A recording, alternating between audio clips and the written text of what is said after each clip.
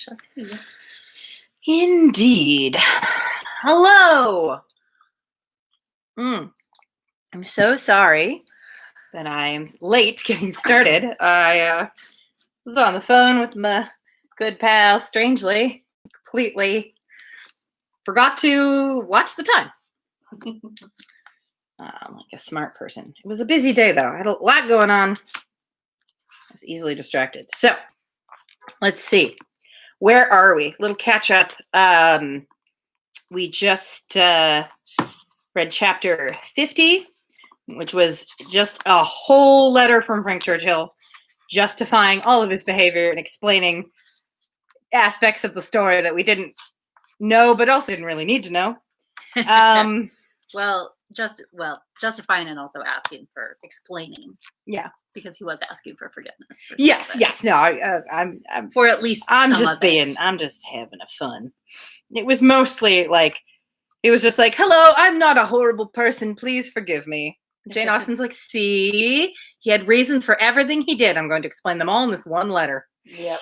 And before that, which he also gave descriptions of him walking the hills racked with guilt. Yes. Before he continued writing more of the letter. Yeah. There's one point where he just had to stop writing, and he's like, I'm so sorry. I needed a little break. I shall pick up where I left off, and now I've composed myself.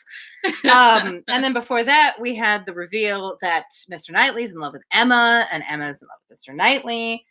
They're not actually engaged yet. No. And they haven't told Mr. Woodhouse, and also they haven't told Harriet. And Emma has barely even thought about Harriet. Well, maybe that's a strong way to describe it. She does after Mr. Knight, after an evening of perfect bliss of knowing that Mr. Knightley loves her. Only later that night does she go, "Oh, right, my best friend." Well, and her dad. I feel like her dad, it's like, that is something that she just went, ooh, I'll have to think about that. Well, he'll just, Mr. Knightley will just have to be happy with a long engagement because I can't leave my father. Okay, problem solved. Harriet, that is a way bigger, to put Harriet and her father on the same page with how they will handle the news. I feel like that's being disingenuous, or it's being unrealistic about Harriet's situation. Her father will fucking live with it. That's true. If anyone was going to marry Emma, he'd probably pick Mr. Knightley. He's like one of his favorite people. Yeah, but probably his favorite person after Mr. Perry. Yeah, but and Mr. Perry's already married. Doesn't like people getting married. Yeah, no, he doesn't like people getting married in a general sense, and he doesn't want his daughter to leave, right? So those are his only objections to the marriage. Right. Harriet will rather have a different reaction. She's not just like, oh, I'm just generally opposed to the idea of you marrying Emma. Like, I guess, yeah. I think it's absolutely absurd to suggest that they're on the fact that Emma only thought about either of them at the exact same time and like kind of equated it with being the same thing.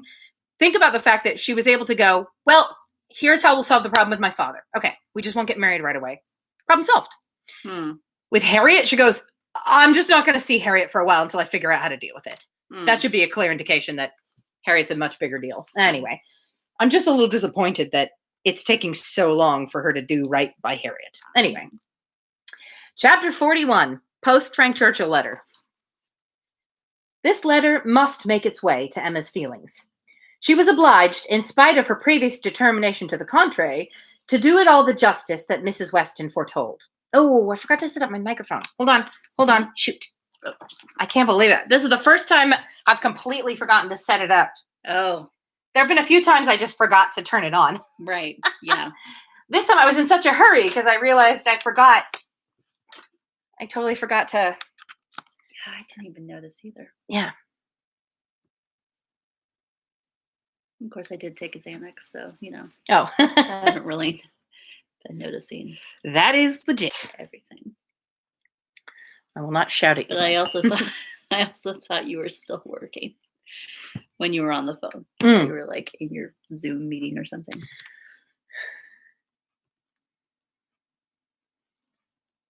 Sorry, everyone, for making you wait while I set this up. as quickly as I possibly can.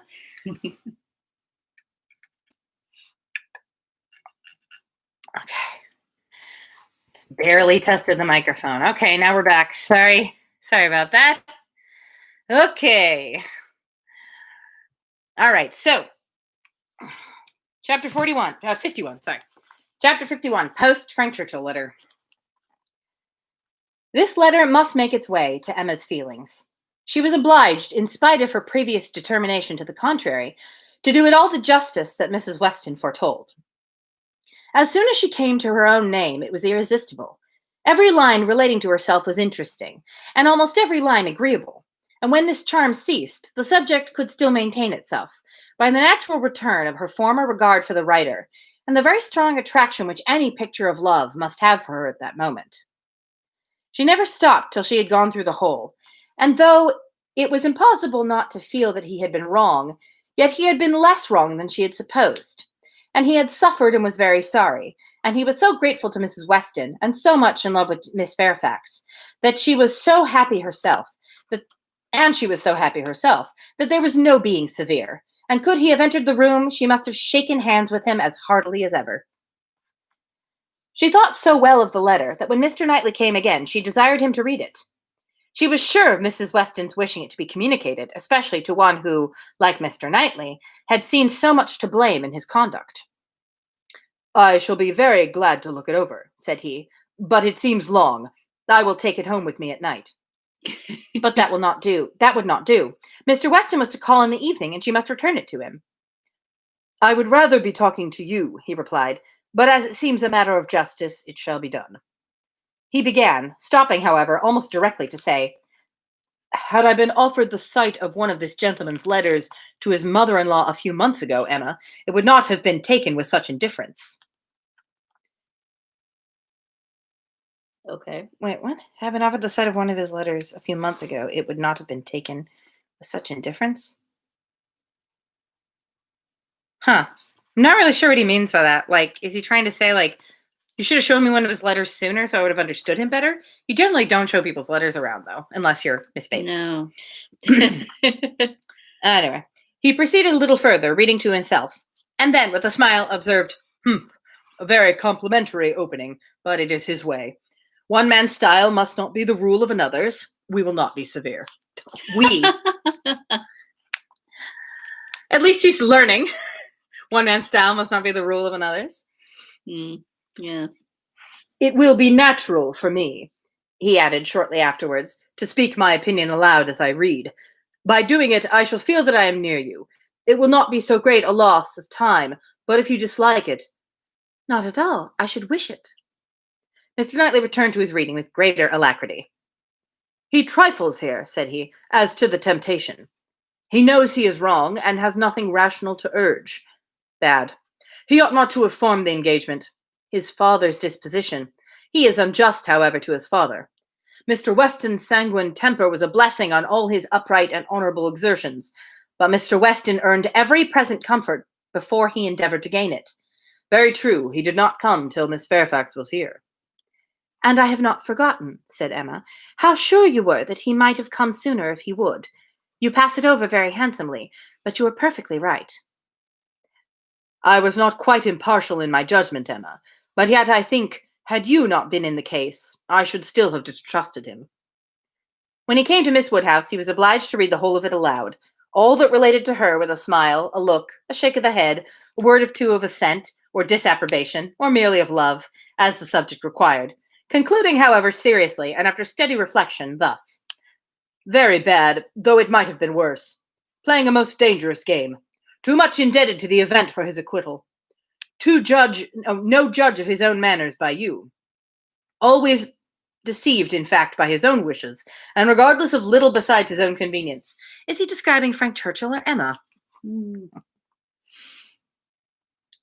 "Fancying you to have fathomed his secret. Natural enough, his own mind full of intrigue that he should suspect it in others.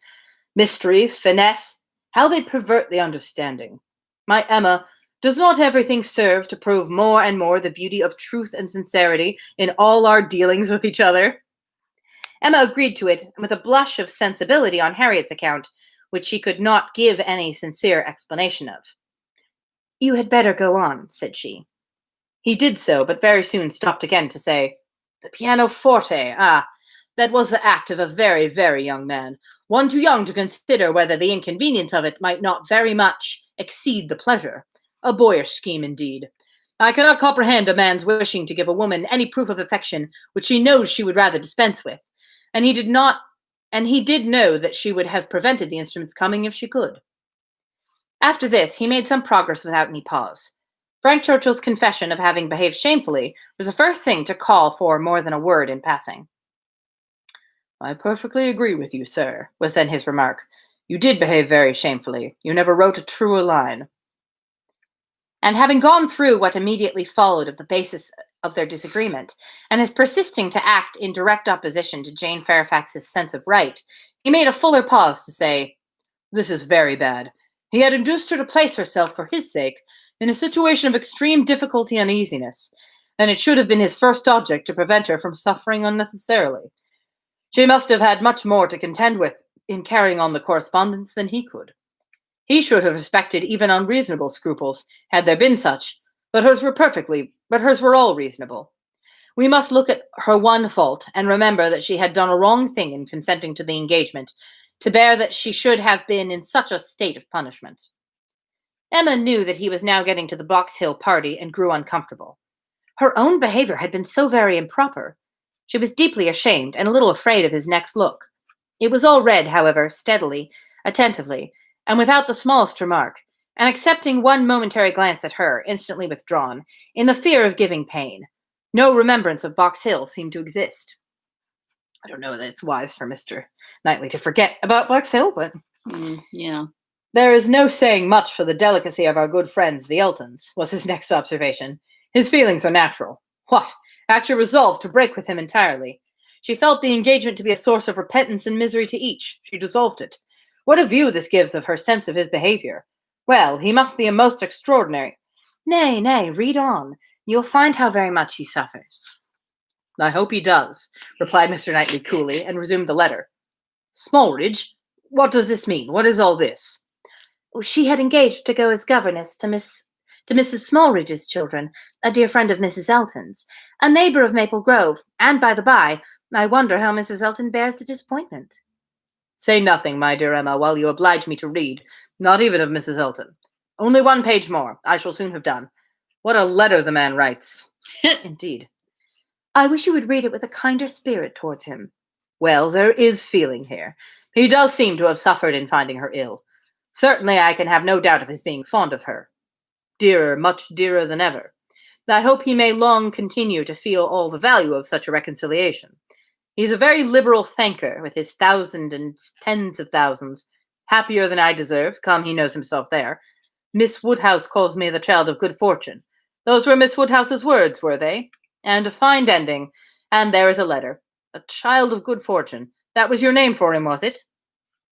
"You do not appear so well satisfied with this letter as I am, but still you must, at least, I hope you must, think the better of him for it. I hope it does him some service with you." "Yes, certainly it does. He has had great faults of inconsideration and thoughtlessness, and I am very much of his opinion in thinking him likely to be happier than he deserves. But still, as he is, beyond a doubt, really attached to Miss Fairfax, and will soon, it may be hoped, have the advantage of being constantly with her, I am very ready to believe his character will improve, and acquire from hers the steadiness and delicacy of principle that it wants. And now, let me talk to you of something else. I have another person's interest at present so much at heart that I cannot think any longer about Frank Churchill. Ever since I left you this morning, Emma, my mind has been hard at work on one subject." The subject followed. It was in plain, unaffected, gentlemanlike English, such as Mr. Knightley used even to the woman he was in love with, how to be able to ask her to marry him without attacking the happiness of her father. Emma's answer was ready at the first word. While her dear father lived, any change of condition must be impossible for her. She could never quit him. Part only of this answer, however, was admitted. The impossibility of her quitting her father, Mr. Knightley felt as strongly as herself, but the inadmissibility of any other change he could not agree to. He had been thinking it over most deeply, most intently. He had at first hoped to induce Mr. Woodhouse to remove with her to Donwell. He had wanted to believe it feasible, but his knowledge of Mr. Woodhouse would not suffer him to deceive himself long. And now he confessed his persuasion that such a transplantation would be a risk of her father's comfort, perhaps even of his life, which must not be hazarded. I think he takes Mr. Woodhouse too seriously if he actually thinks it would be a threat to his life. Yes. He's not taking him off to, like, a frozen cave in Iceland or something. Wait, Greenland is the one that's actually icy? Yes. Like, it's just the next house over. Yeah. But Mr. Woodhouse is very much a creature of habit. Right. Yeah, I understand his comfort. Yes, I totally agree that his comfort would be greatly affected of him having to live anywhere but his home. But his life seems like a stretch. But it's I think a bit overdramatic. But maybe he's thinking that, like, the stress of it would be too much for him or something. I think it speaks to Mr. Knightley caring a great deal for Mr. Woodhouse and taking him more seriously, perhaps, than he deserves, as is the case with Emma. Yes. Mr. Woodhouse taken from Hartfield? No, he felt that it ought not to be attempted. But the plan which had arisen on this sacrifice of this, he trusted his dearest Emma would not find in any respect objectionable. It was that he should be received at Hartfield. That so long as her father's happiness, in other words, his life, required Hartfield to continue her home, it should be his likewise. Aww. Oh, so sweet.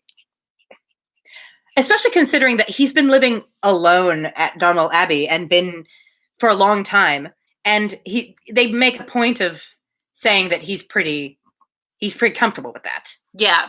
That he seems to be pretty fine with it. Although everyone might just be assuming that based on his not getting married. And also it was, I mean, in getting married, like, her property would become his. So, like, it would be, the normal thing would be for the wife to move in with. Yeah. First of all, it was not common at the time. Yeah. So what it might not even be is extremely rare, if not unheard of. Yeah. And it would be probably a big jolt to his system, considering he's used to living by himself. Yeah. Also, I'm worried about his housekeeper. What happens to his housekeeper? Does she stay? She's going to stay and take care of Donwell, because we're given to understand that Donwell is a considerably larger estate. Yeah, I guess you might still need. He might need to let go some of his servants, though. Well, maybe he just move some of them over to. I don't think Hartfield. he would. Honestly, I would. I mean, because I guess the assumption would be that eventually they would move to Donwell Abbey, right? But I guess why would they? The house and the estate are still going to need to be kept up. Sure. If he has any personal servants whose job is only to attend to him, then he would take them with him. Yeah. Like if he had a valet. Yeah. Which I don't really see Mr. Knightley having a valet, but if he does, the valet would come with him. Yeah. So he probably has the minimal number of servants that was considered, like, feasible for a gentleman to have at the time. Yeah. Which, like, just given the clothing and everything, like, I think you kind of needed at least one person around to help you with things. But he probably had whatever was the minimum number you could get away with. I would imagine Mr. Knightley has. Just based on my limited knowledge of English country houses, like, yeah, it was common for staff to stay behind, because you never knew when people. Well, obviously this wouldn't be the same case, but it was common for staff to stay behind and keep up the place. Yeah, some staff would have to stay behind. Someone had to take care of it. Yeah, but, like, for example, there'll be less laundry to be done. That's true. At Donwell now, although more at Hartfield, I guess. So yeah. Only by one person. Only by one person. But yeah. But, like, I don't know. I'm just, like, if he has a cook at Donwell, they don't need a cook at Donwell and Hartfield now, right? If he moves to Hartfield. Well, the cook would still be cooking for the other servants. Oh, that's a good point.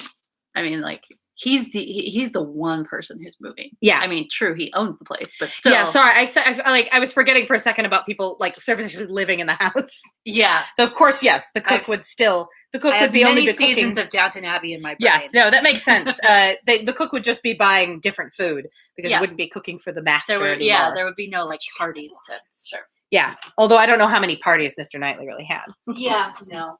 But there wouldn't be any special occasions. It would just be normal. And they wouldn't be feeding him on a regular basis. Although it seems like he was already eating dinner at Hartfield pretty frequently, it sounds like. Yeah. So maybe it wouldn't actually be that much of a change for anybody. I don't know. I do wonder if they would eventually move to Donwell, or because the idea is they have to stay at Hartfield until her father dies. Right. So at that point, would they just go, well, we're used to living here. Let's just live here. We now own this house too. So let's just live here. I guess it probably depends a great would deal on how long. Hartfield be let go to Isabella's children, actually, because she's the older sister? I just realized. That's a good question. Donwell, they talked about Donwell going to John Knightley's kids because it was the assumption that Mr. Knightley would never have any children. Right. But like with Hartfield, it would go to Isabella before Emma, right? Interesting. Anyway, this is all details that I'm sure they don't even go over, or maybe they do, and we'll get to it. But that's something interesting. David, if you've gotten to this point and you're still listening, and you know the answer to that question, please let me know. That is interesting because Emma expected to be a rich, not widow, but old spinster. Yeah, she said she didn't need to be married because what could she possibly gain out of it? Right. But like, which sort of seems to indicate that she's expecting to be mistress of Hartfield forever. Yeah, as long as she's alive, not just as long as her father's alive. So I don't know. It's a good question. That is a good question. Perhaps it depends on the terms of the estate. Yeah, if Isabella had married someone of a greater fortune or had their own house, that would make sense. But I don't know if they have their own house, but it's in London at any rate.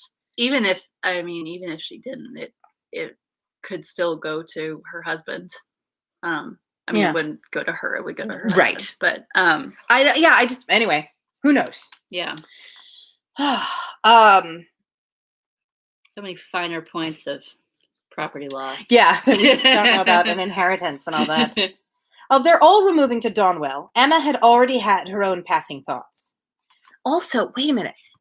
Why wouldn't Hartfield end up being entailed away from the family because Mr. Woodhouse had no sons? Why isn't that an issue? Is it if you have more money, you can deal with that sort of thing? The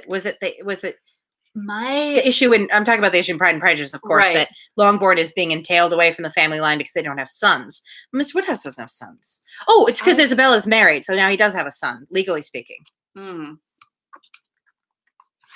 not sure if estates were necessarily entailed, though.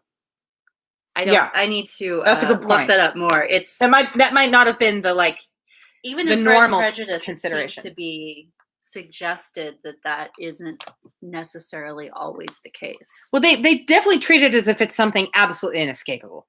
Yeah, but it could be written into the terms of, my understanding is that estates had their own, they were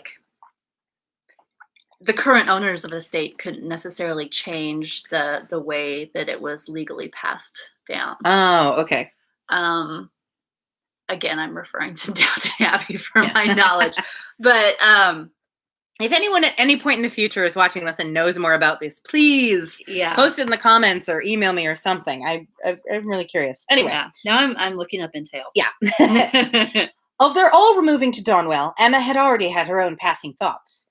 Like him, she had tried the scheme and rejected it, but such an alternative as this had not occurred to her. She was sensitive of all the affection it evinced. She felt that, in quitting Donwell, he must be sacrificing a great deal of independence of hours and habits, and that in living constantly with her father, and in no house of his own, there would be much, very much to be borne with. That's true enough. She promised to think of it, and advised him to think of it more, but he was fully convinced that no reflection could alter his wishes or his opinion on the subject. He had given it, he could assure her, very long and calm consideration. He had been walking away from William Larkins the whole morning to have his thoughts to himself. Ah, there is one difficulty unprovided for, cried Emma. I am sure William Larkins will not like it. You must get his consent before you ask mine. Isn't William Larkins his head of the estate kind of guy? I think so, yeah. I'm trying to remember. See, this does seem to suggest that the situation at Donwell would change if he left. Because otherwise you'd think his job would remain the same. Anyway. I don't know. She promised, however, to think of it. And pretty nearly promised, moreover. She promised, however, to think of it, and pretty nearly promised, moreover, to think of it with the intention of finding it a very good scheme. Here we have walking away from William Larkins. This is a very important illustration, although it helps to remind us who William Larkins is if we had forgotten. That's true. Maybe she just thinks that William Larkins wouldn't like Mr. Knightley to not be on hand. I mean, he'll only be the next house over, though, and I'm sure he'll go to Donwell almost every day to like see to the estate, the business of the estate. So. Yeah, he has his estate is more like a business than it is just a home. Because he has tenants, and he's and all also that. Not the kind of person who wants to stay indoors all the time. Yeah, exactly. So I think he'd be there all the time. It is remarkable that Emma, in the many, very many points of view in which she was now beginning to consider Donwell Abbey, was never struck with any sense of injury to her nephew Henry, whose rights, as Era expected, had formerly been so tenaciously regarded. Think she must of the possible difference to the poor little boy, and yet she only gave herself a saucy, conscious smile about it, and found amusement in detecting the real cause of that violent dislike of Mr. Knightley's marrying Jane Fairfax, nor anybody else, which at the time she had wholly imputed to the amiable solicitude of the sister and the aunt. No kidding. At least she's able to recognize now, like, oh yeah, that had nothing to do with my concerns over little Henry's right to Donwell. Yeah. Turns out that was a convenient thing to disguise the true nature from myself. Mm-hmm. This proposal of his, this plan of marrying and continuing at Hartfield, the more she contemplated it, the more pleasing it became. His evils seemed to lessen, her own advantages to increase, their mutual good to outweigh every drawback. Such a companion for herself in the periods of anxiety and cheerlessness before her, such a partner in all those duties and cares to which time must be giving increase of melancholy. She would have been too happy but for poor Harriet. But every blessing of her own seemed to involve and advance the sufferings of her friend, who must now be even excluded from Hartfield. The delightful family party which Emma was securing for herself, poor Harriet must, in mere charitable caution, be kept at a distance from. She's just assuming, like, well, I guess we're just... It would one thing if she was like, well, Harriet's going to hate me and she won't want to be my friend anymore. That would not be unreasonable. But she seems to be like, just out of charity, we can't be asking her to come to the house anymore. It would make her sad. Yeah. It seems like she's thinking of Harriet as a two-dimensional paper doll that she plays with. I think she's just scared. She would be a loser in every way. Wow. Emma could not deplore her future absence as any deduction from her own enjoyment. In such a party, Harriet would rather be a dead weight than otherwise, but for the poor girl herself, it seemed a peculiarly cruel necessity that was to be placing her in such a state of unmerited punishment. Wow. God. Oh, no, Emma is still a garbage person. I really thought she was going to start to, like, gradually just become a more thoughtful and better person. Yeah. But, like, no, she's still... Yeah. She's still looking at the situation with Harriet as just like a combination of pity and inconvenience to herself. Yeah. Not like, oh my God, I have hurt this human being I called my friend. Right. I've done a great injustice to her. No, she's just like, oh, the pitiable poor girl. And it would be just awful to have her around now. Yeah. Oh my God. In time, of course, Mr. Knightley would be forgotten, that is, supplanted. But this could not be expected to happen very early. Mr. Knightley himself would be doing nothing to assist the cure, not like Mr. Elton. Mr. Knightley, always so kind, so feeling, so truly considerate for everybody, would never deserve to be less worshipped than now. And it really was too much to hope, even of Harriet, that she could be in love with more than 3 men in 1 year. Yes, it's almost like one of them might be reconsidered. Because he was only rejected on your say-so, Emma. But who could that be? All right. Chapter 52. Whew. Okay. It was a very great relief to Emma to find Harriet as desirous as herself to avoid a meeting. Their intercourse was painful enough by letter. How much worse had they been obliged to meet? Harriet expressed herself very much, as might be supposed, without reproaches or apparent sense of ill usage. And yet Emma fancied there was a something of resentment, a something bordering on it in her style, which increased the desirableness of their being separate. Oh gosh, is Harriet upset with you, Emma? How strange. I wonder how much she's reading that. I wonder how much her guilt is reading into that. I don't know. Yeah, it's hard to say because we're only getting Emma's appearance of it, but like that would be perfectly reasonable if Harriet was showing a little bit of her anger in her words. Like she's never been what's the word I'm looking for? She's never been as good at like disguising her feelings, which is, you know, in some ways is depicted in the book a lot as being a sign of her like youthfulness and sort of folly and not being as clever as Emma. But she's also not as like calculating as Emma. Yeah. She's very open. Yeah. And that's not always a bad thing. She had no difficulty in procuring Isabella's invitation, and she was fortunate in having a sufficient reason for asking it without resorting to invention. There was a tooth amiss. Harriet really wished, and had wished some time, to consult a dentist. Mrs. John Knightley was delighted to be of use. Anything of ill health was a recommendation to her. And though not so fond of a dentist as of a Mr. Wingfield, she was quite eager to have Harriet under her care. When it was thus settled on her sister's side, Emma proposed it to her friend and found her very persuadable. Harriet was to go. She was invited for at least a fortnight. She was to be conveyed in Mr. Woodhouse's carriage. It was all arranged, it was all completed, and Harriet was safe in Brunswick Square. At least in this way, she actually potentially did something useful for Harriet. Oh, by helping her get medical care. Mm. And just presumably a fortnight in Brunswick Square would be sort of novel. Yeah. For Harriet, and would be, it would be an excuse to get away from home, where all she would have to think of is how wrong she had been done by Emma.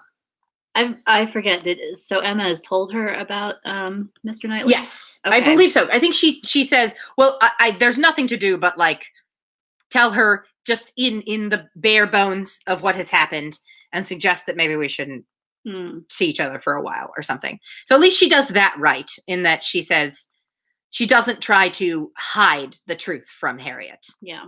She does recognize, well, better tell her sooner rather than later. Yeah. Although I think telling her in person actually would have been kinder to Harriet. Yeah. But of course, Emma would be afraid of doing that.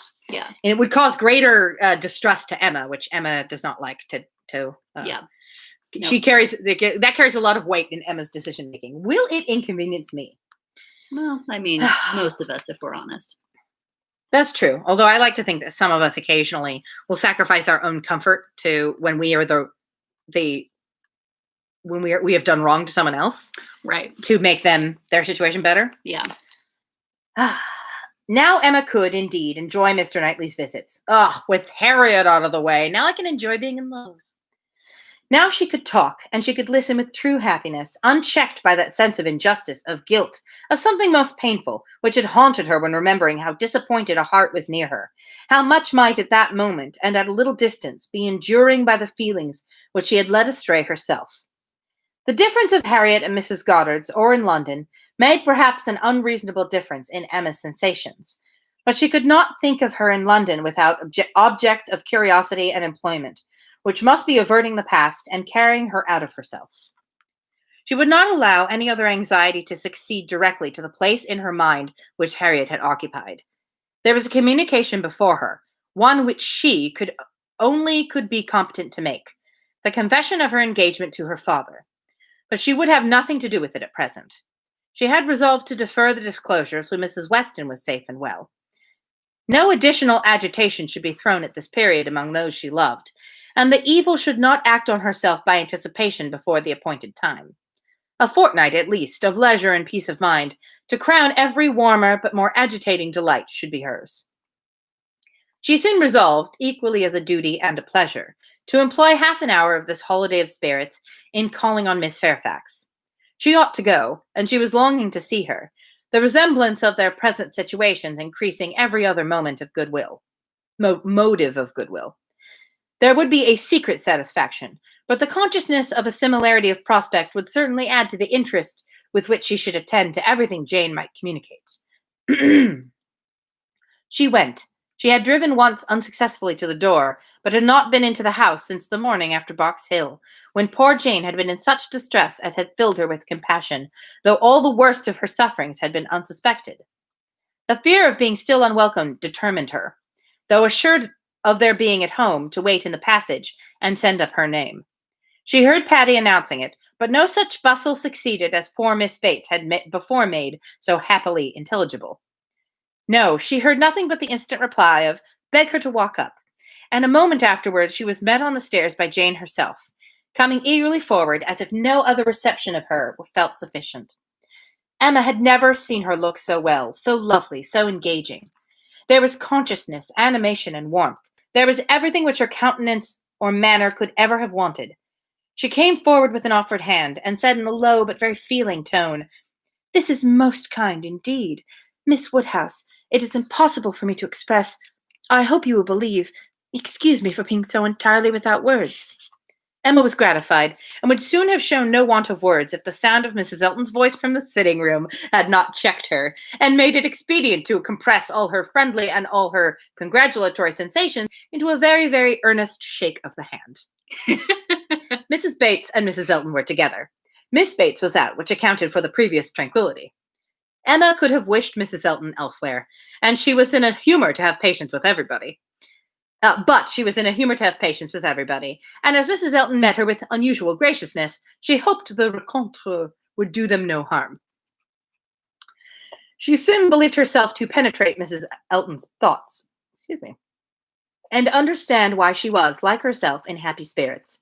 It was being in Miss Fairfax's confidence, and fancying herself acquainted with what was still a secret to other people. Emma saw symptoms of it immediately in the expression of her face, and while paying her own compliments to Mrs. Bates, and appearing to attend to the good old lady's replies, she saw her with a sort of anxious parade of mystery fold up a letter which she had apparently been reading aloud to Miss Fairfax, and return it to the purple and gold reticule by her side, saying, with significant nods, "We can finish this some other time, you know. You and I shall not want opportunities, and in fact you have heard all the essential already. I only wanted to prove to you that Mrs. S. admits our apology and is not offended. You see how delightfully she writes. Oh, she is a sweet creature. You would have doted on her had you gone. Oh, but not a word more. Let us be discreet. Quite on our good behavior. Hush, you remember those lines. I forget the poem at the moment. When a lady's in the case, you know, all other things give place." What? Now I say, my dear, I'm sure that's a reference. It's a misquote, or it's another sign of Mrs. Elton trying to quote something, or trying to seem smarter than she is. Yeah. Now I say, my dear, in our case, for lady, read, Mama, a word to the wise. I had a fine flow of spirits, ain't I? Ain't I? What? But I want to set your heart at ease as to Mrs. S. My representation, you see, has quite appeased her. Wow. Like, saying all of that within earshot of Emma would be actually being discreet. Right. Yeah. And again, on Emma's merely turning her head to look at Mrs. Bates's knitting, she added in a half whisper, "I mention no names, you will observe. Oh no, cautious as a minister of state. I managed it extremely well." Oh, God. Emma's still in the room. Emma could not doubt. It was a palpable display, repeated on every possible occasion. When they had all talked a little while in harmony of the weather and Mrs. Weston, she found herself abruptly addressed with, "Do you not think, Miss Woodhouse, our saucy little friend here is charmingly recovered? Do you think her cure does Perry the highest credit?" Here was a side glance of great meaning at Jane. "Upon my word, Perry has restored her in a wonderful short time. Oh, if you had seen her as I did when she was at the worst." And when Mrs. Bates was saying something to Emma, whispered further, "We do not say a word of any assistance that Perry might have. Not a word of a certain young physician from Windsor. Oh no, Perry shall have all the credit." Oh, God.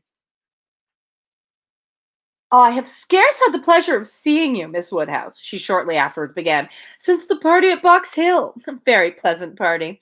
But yet I think there was something wanting. Things did not seem, that is, there seemed a little cloud upon the spirits of some. So it appeared to me, at least, but I might be mistaken.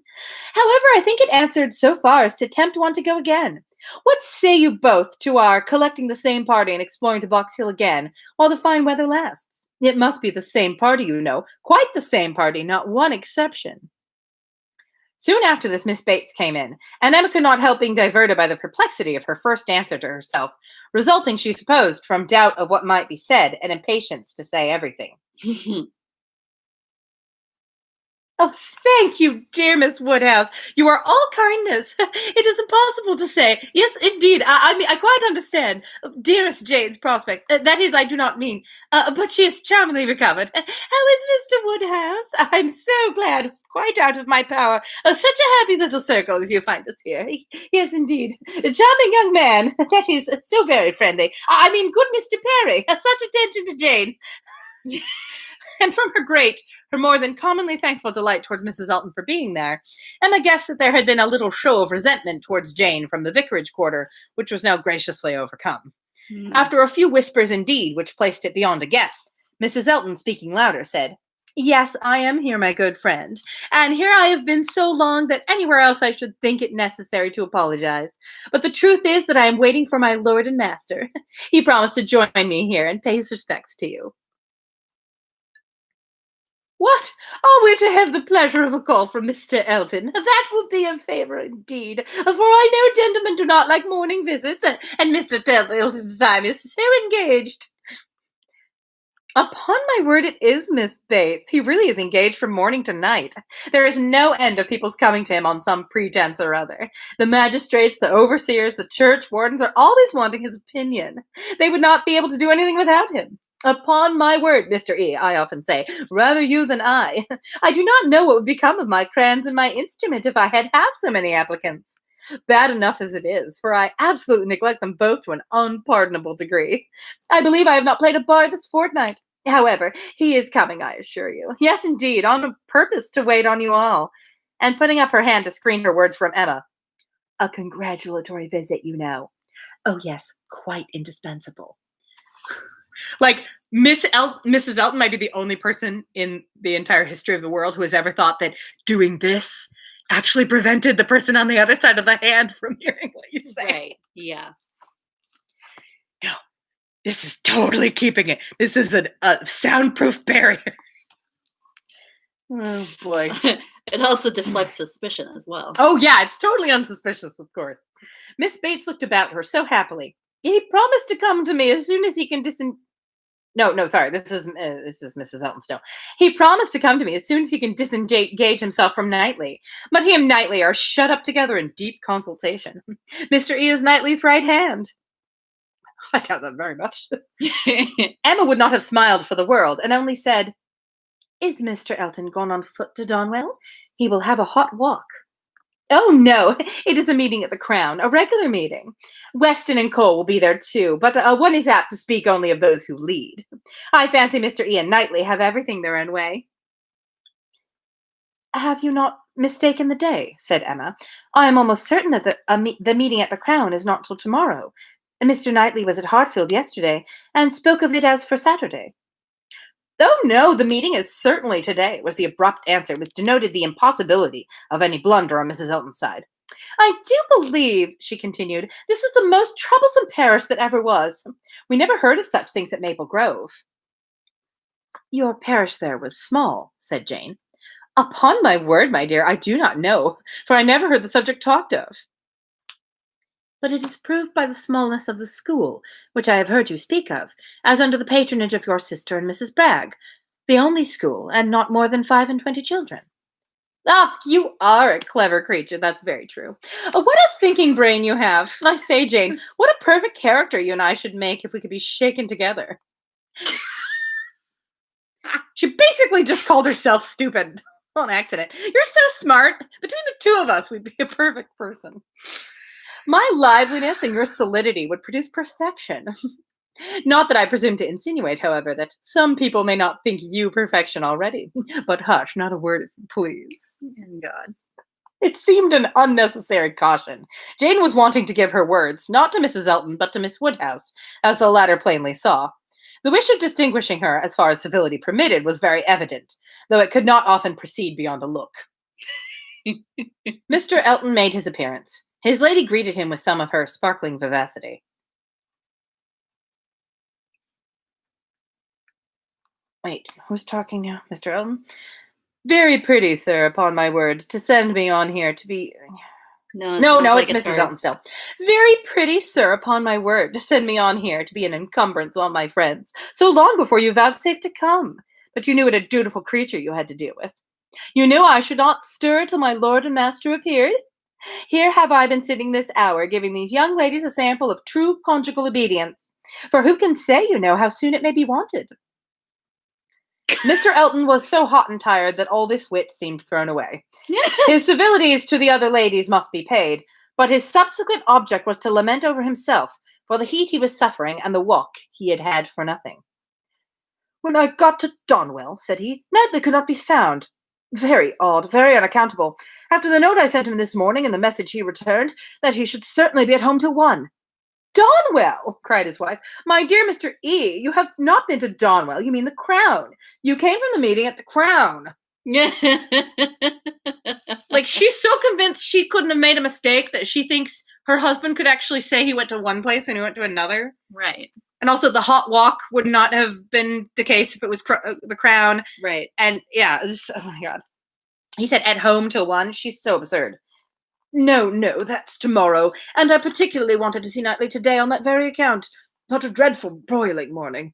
I went over the fields too, speaking in a tone of great ill usage, which made it so much the worse. And then not to find him at home. I assure you I'm not at all pleased. Then no apology left, no message for me. The housekeeper declared she knew nothing of my being expected. Very extraordinary.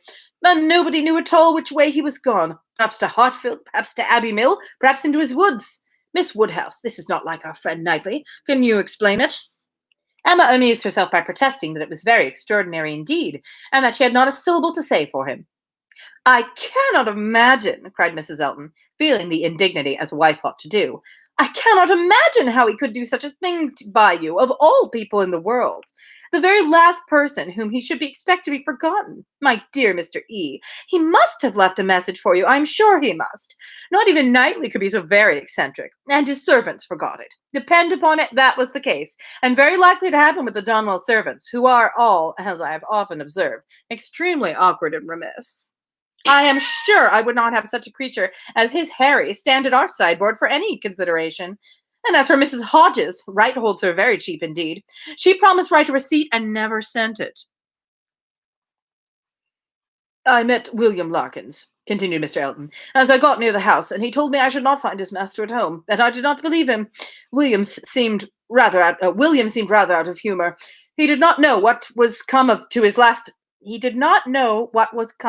master lately, he said, but he could hardly ever get the speech of him.